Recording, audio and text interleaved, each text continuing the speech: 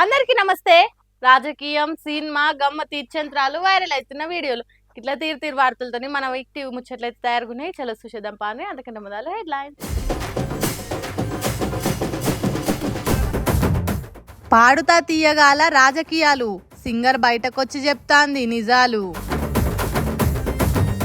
అఘోరిని వేసిండ్రు పోలీసులు arrest, court తీసుకుపోయింది రిమాండ్కు. బీఆర్ఎస్ సభ పోస్టర్లు చింపిన చిల్లరగాళ్ళు, దొరకబట్టార్చుకుంటే మల్లాంటి పిచ్చిర్రు. పెండ్లైన 6 రోజులకే కాల్పులు, ఈ అక్కేడుస్తుంటే దేశానికే కన్నీళ్లు.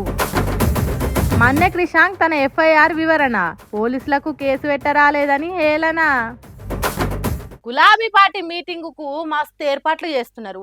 మీటింగ్ జాగను ట్రాక్టర్లతో సాపు చేసి కనబడ్డ గోడల కల్లా రాతలు రాసి జనం పోతున్న జాగలల్లా పోస్టర్లు అతికిచ్చి వరంగల్ మొత్తాన్ని గులాబీ రంగు చేస్తున్నారు. పార్టీ పుట్టిన పండుగను ఆషామాషిగా కాదు, ప్రపంచమే పరిశాన అయ్యేటట్టు చేయాలని ఆరాట పడుతున్నారు. అయితే గులాబీ పార్టీల ఆరాటానికి కొందరు అడ్డుపడుతున్నారట. మరి వాళ్ళు ఎవరు, ఎందుకు అడ్డం పడుతున్నారు అనేది ఒకసారి చూద్దాం. పార్టీ అన్ని చింపేసి నాటకాలు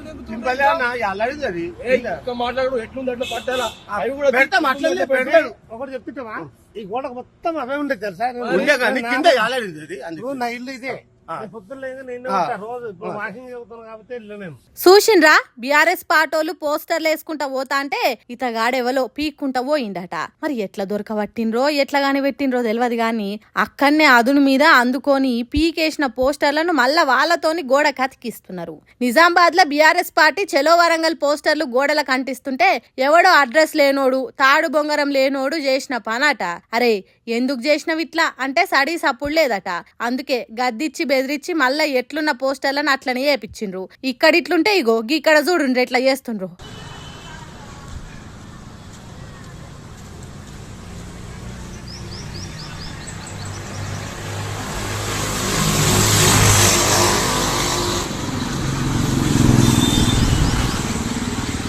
చూసిండ్రా ఎట్లా చేసిండ్రో. పార్టీ సభ అయిపోయేదాకనైనా ఉంచకుండా గోడకు రాసిన రాతల మీద సున్నాలు కొట్టిండ్రు. మరి ఎవరు ఇట్లా చేసిండ్రు? సర్కార్ చేయమన్నదా, లేకుంటే సర్కార్ ఆఫీసర్లే అతి ఉత్సాహం చూపెడుతున్నారా, లేకుంటే ఆ గోడల ఇండ్లు గాల్లోలే చేసిండ్రా అనేది మనకు తెలియదు గాని మా పార్టీ మీటింగులు సంబురంగా సాగకుండా అడుగడుగున అడ్డుపుల్లలు వేస్తున్నారని బీఆర్ఎస్ పార్టీలు అంటున్నారు.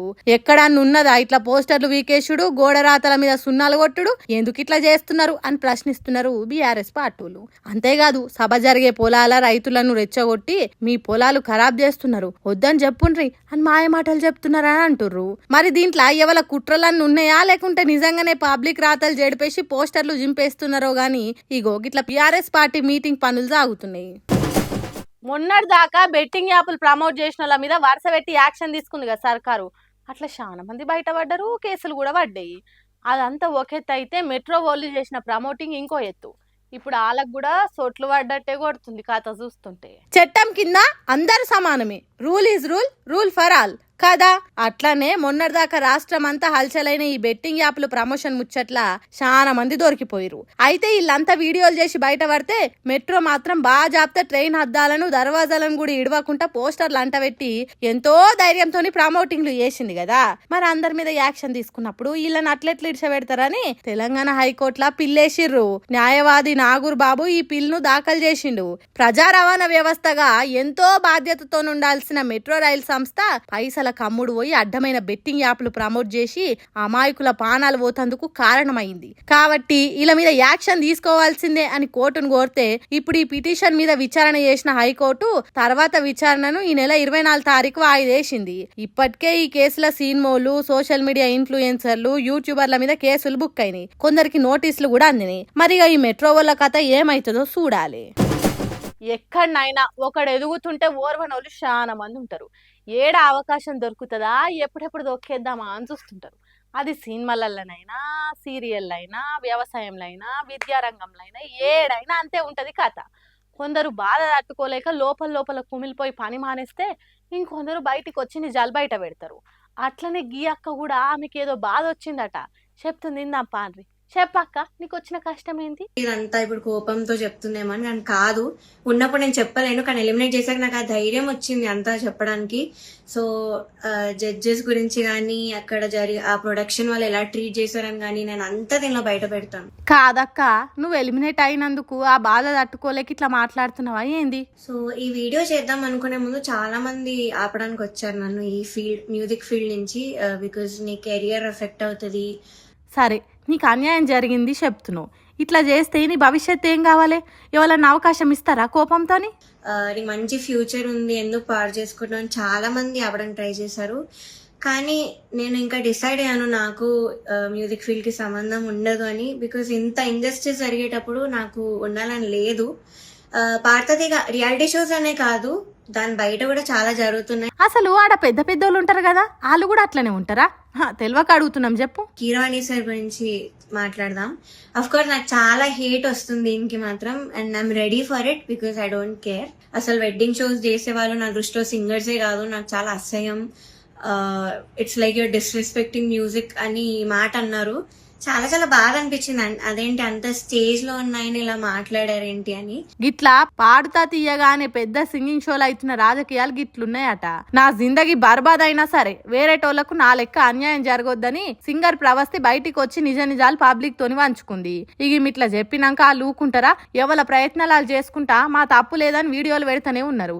అయితే ఆ ప్రొడక్షన్ ప్రవీణ మాట్లాడుకుంటా ఆ పిల్ల మాట్లాడింది అంతా తప్పు, అసలు మేము వాళ్ళను డ్రెస్సింగ్ విషయంలో ఇబ్బంది పెట్టము, ఏదున్నా మీకు ముందే అగ్రిమెంట్ ఇచ్చినాం కదా, అంత అగ్రిమెంట్ ప్రకారమే ఉంటది, గిసొంటి నిందలు మానేసి నీ కెరీర్ మీద ఫోకస్ పెడితే ఎంతో ఎత్తుకెదుగుతావు అని చెప్పింది. ఇప్పుడు ఈడ సింగర్ మాటలు నమ్మాలనా లేకుంటే వీళ్ళ మాటలు నమ్మాలనా సమజ్ అయితలేదు. గాని ఏడనైనా ఎసోంటి సంస్థలనైనా రాజకీయాలు ఉంటాయని తెలుసు గాని ఇసొంటి టీవీ షోలలో కూడా ఉంటాయని ఇప్పుడే తెలుసుకుంటున్నాం అని జనాలు అంటుర్రు. మరిగా ఈ ముచ్చట ఎన్ని రోజులు సాగుతుందో, ఎన్ని నిజాలు బయట పడతాయో, ఎంతమంది బయట పడతారు, లేకుంటే సింగర్ది తప్ప లేకుంటే ఆడ జడ్జెస్ది తప్ప అనేది మెల్ల ఒకటెనకొకటి బయట పడుతుంది. అప్పటిదాకా ఎదురు చూద్దాం. ఏమంటారు? హర హర మహాదేవ్ అని వలికితే అందరూ పుణ్యాత్ములు అవుతారా? ఒంటి నిండా విభూది పూసుకుంటే అందరు సాధువులు సన్యాసులు అవుతారా? అస్సలు గారు. కానీ నేనే పెద్ద శక్తిని, నేనే మాతను అన్నట్టు అగోరి చేసింది. జనం అది నమ్మి చేతులు జోడించి మొక్కిండ్రు. ఓ బీటెక్ బుజ్జి కూడా మాయ మాటలు నమ్మి పెళ్లి కూడా చేసుకున్నది. అట్లా ఇష్టం ఉన్నట్టు చేసుకుంటా పోతే దేశంలో చట్టం అనేది ఉంటది కదా. దేవుని పేరు చెప్పి అరాచకాలు చేస్తే ఊకుంటారా? ఆఖరికి అగోరి పరిస్థితి ఏమైందో చూడుండ్రి.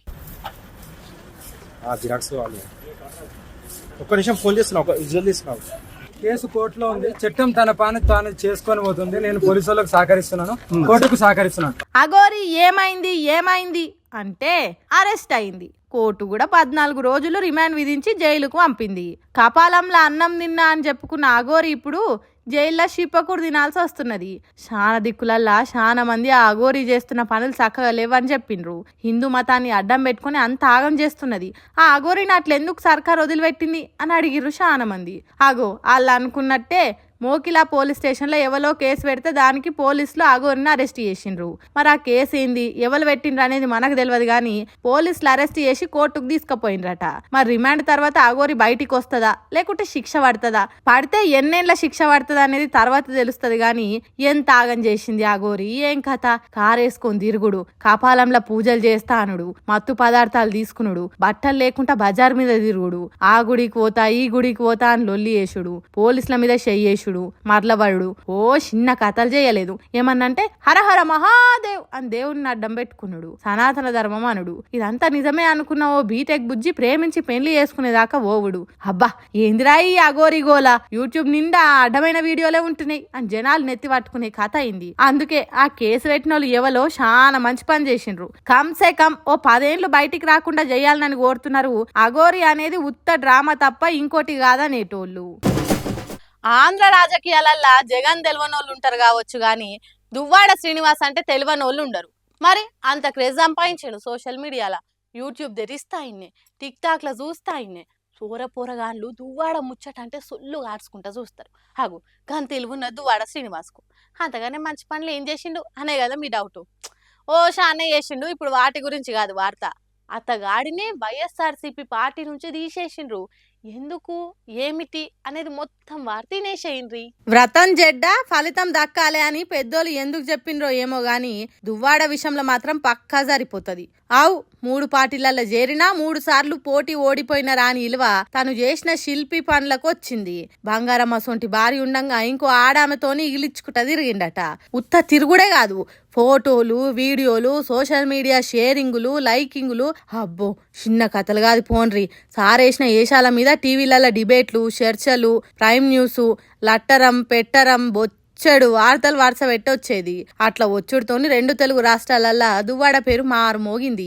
ఈ వ్యవహారమంతా చూస్తున్న పార్టీ ఉత్తగానే ఊకుంటదా? పార్టీకి చిరాకులేసి అయ్యా నీ సేవలు పార్టీకొద్దు, ఆడోళ్లతో తిరుగుట్లా నువ్వు మస్తు బిజీ ఉన్నావు, నీ పనికి పార్టీ అడ్డం రావద్దు కాబట్టి ఈ నిర్ణయం తీసుకున్నాం, ఇప్పుడు ఇష్టమున్నంత తిరుగు అన్నట్టు సస్పెండ్ చేసిందట.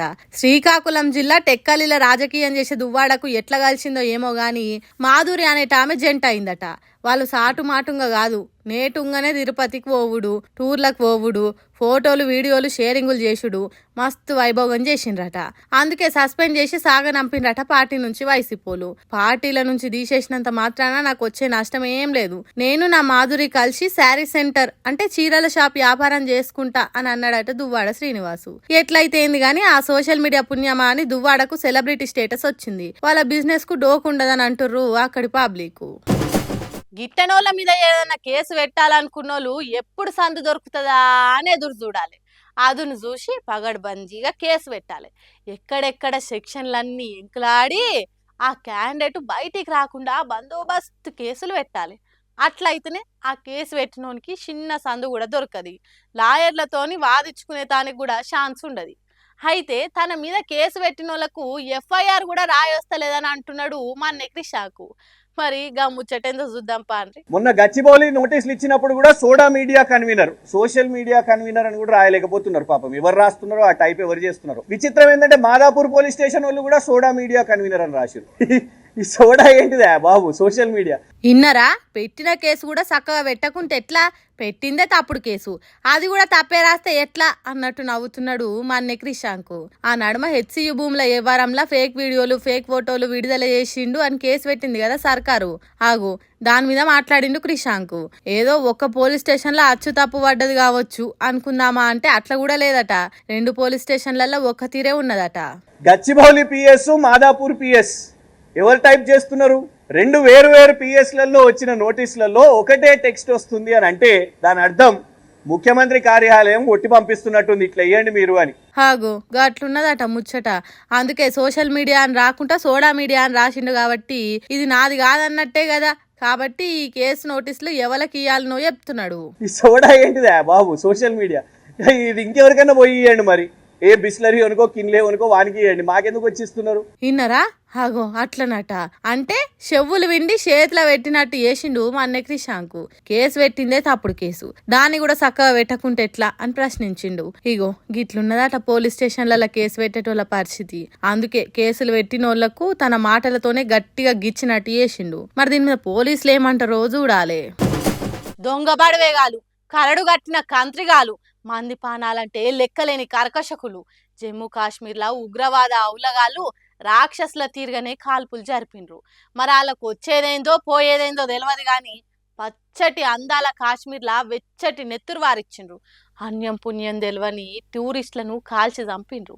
ఒక్కొక్కలను చూస్తుంటే దుఃఖం వస్తున్నది, వాళ్ళ ఏడుపులు వింటుంటే గుండెలు కరిగిపోతున్నాయి. హాగో అదే ముచ్చట మీద దేశ హోంశాఖ మంత్రి అమిత్ షా ఆడికి పోయిండు. ఆడ ముచ్చటేందో అరుచుకుందాం పాండ్రి.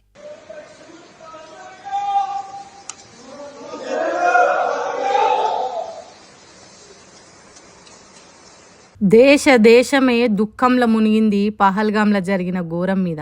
చాలా మంది సెలబ్రిటీలు ఆ దొంగ ఉగ్రవాదులు చేసిన ఘోరాన్ని తిట్టిండ్రు. రాజకీయ లీడర్లే కాదు, కామన్ పబ్లిక్ కూడా రోడ్ల మీదకి వచ్చి సంతాపాలు, శాంతి ర్యాలీలు, కొవ్వొత్తుల ప్రదర్శనలు, సెల్లు లైట్ల వెలుగులతో నిరసన తెలిపిండ్రు. ఇది ఇట్లుంటే దేశ హోంశాఖ మంత్రి అమిత్ షా ఉగ్రవాదులు కాల్పు జరిపిన జాగలకు గాలి మోటార్ల చేరుకున్నాడు. ఆర్మీ ఆఫీసర్లతో మాట్లాడిండు. ఆస్పత్రికి కాన్వాయ్ కార్లు వేసుకొని పోయి గాయపడ్డోళ్ళని కలిసి ఏం కాదు అని ధైర్యం ధైర్యం చెప్పిండు. ఇక్కడి వరకు మంచిగానే ఉన్నది గాని కొందరు మాత్రం సెంటర్ సర్కార్ ను పొట్టాడుచుకుంటున్నారు. అమిత్ షా వచ్చేతానికి 66 ఆర్మీ కార్లు, పెట్రోలింగ్ జీపులు, జవాన్ల ఇస్కట్లతోని రైమన్ వచ్చిండు. ఇక్కడికి వచ్చిన పెట్రోలింగ్ జీప్లల్లా 10% పహల్గామ్ ల తిరిగితే ఆ దొంగ బడివేగాళ్లకు కాల్పులు జరిపే ఛాన్సులు ఉండకపోవు కదా, దేశ ప్రజల ప్రాణాలు పోకపోవు కదా. గత 3 ఏళ్ల నుంచి ఆర్మీ ఉద్యోగాలు నింపుడులేదు. ఇప్పటికి 180,000 పోస్టులు ఖాళీగానే ఉన్నాయి. దేశ రక్షణ రంగం మస్తున్నది, రోజు రోజుకు డెవలప్ అవుతున్నదని చెప్తున్నారు. మరి ఇదేంది సారు, మీరు వచ్చేటానికి మాత్రం 66 కార్లు ఆర్మీ బందోబస్తులు, ప్రతిసారి పబ్లిక్ ఓడిపోతున్నారు, రాజకీయ లీడర్ల పబ్లిసిటీయే గెలుస్తున్నది అని పహల్గామ్ ఘోరం మీద జనాలు గరమవుతున్నారు. మేము వచ్చినాకనే దేశ రక్షణ పెరిగిందని చెప్తున్నారు. మరి ఇదేంది సార్ అన్నట్టు సెంటర్ సర్కారుకు మొత్తం అర్రకుంట ప్రశ్నలేస్తున్నారు. ఏది ఏమైనా పహల్గామ్ లో జరిగిన ఘోరాన్ని ఖండించి వాళ్ళ ఆత్మలకు శాంతి కలగాలని కోరుకుందాం. ఏమంటారు? పాపం కదా. ఏమని చెప్పా, ఎట్లని చెప్పా, ఆ వీడియో చూస్తుంటే గుండెలు అవిసిపోతున్నాయి. ఎంత ఆపుకుందామన్నా కళ్ళల్లా కాలువలై వారుతున్నాయి నీళ్ళు. నా ఒక్కదానికే కాదు, ఆ వీడియో చూసిన ప్రతి మనిషి ఏడుస్తాడు. అదే పహల్గామ్లా ఆ ఉగ్రవాద దుర్మార్గులు చేసిన పనికి ఓ అక్క దుఃఖం చూసి భారతమ్మే ఏడుస్తున్నది.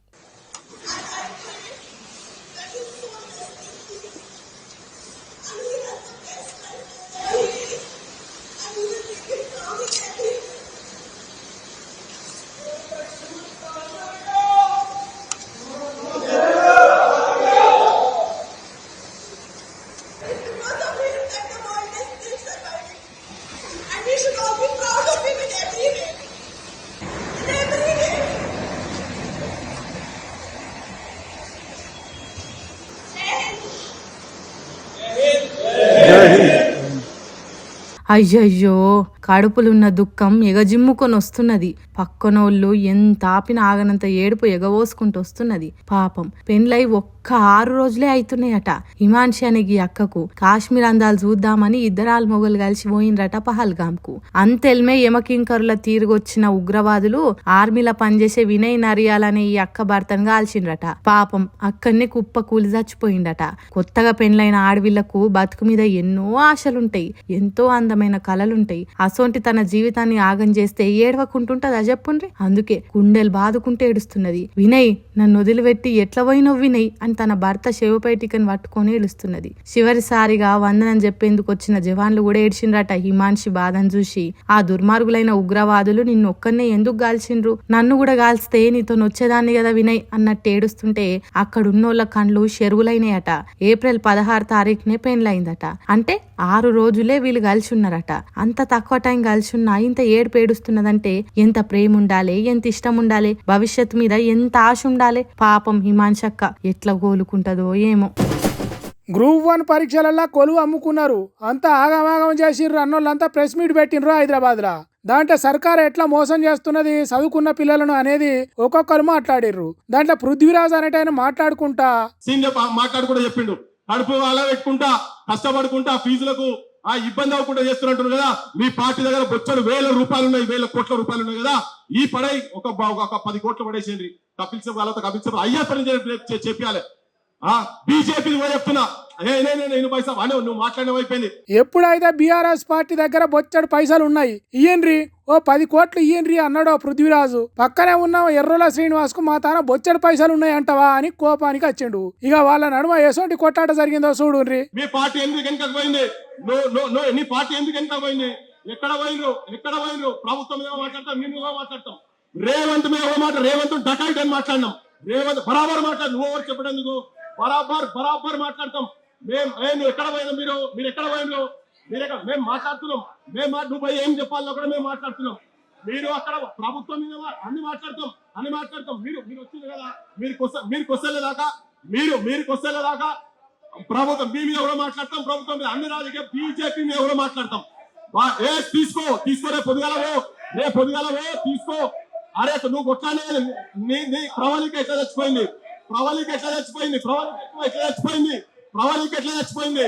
నువ్వు తీసుకుపోయి 7 గంటల లోపల దానం చేసిన మీ ప్రభుత్వంలో అందరు దయవటి కాదు, అందుకే పోయింది మీ ప్రభుత్వం. బీఆర్ఎస్ పార్టీని పల్లెత్తు మాట అననీయొద్దన్న తన్నాట ఎర్రోల శ్రీనివాస్ది. పార్టీ ఏదైనా గ్రూప్ 1 పిల్లలకు అన్యాయం జరగనీయొద్దనేది పృథ్వీరాజ్ తన్నాట.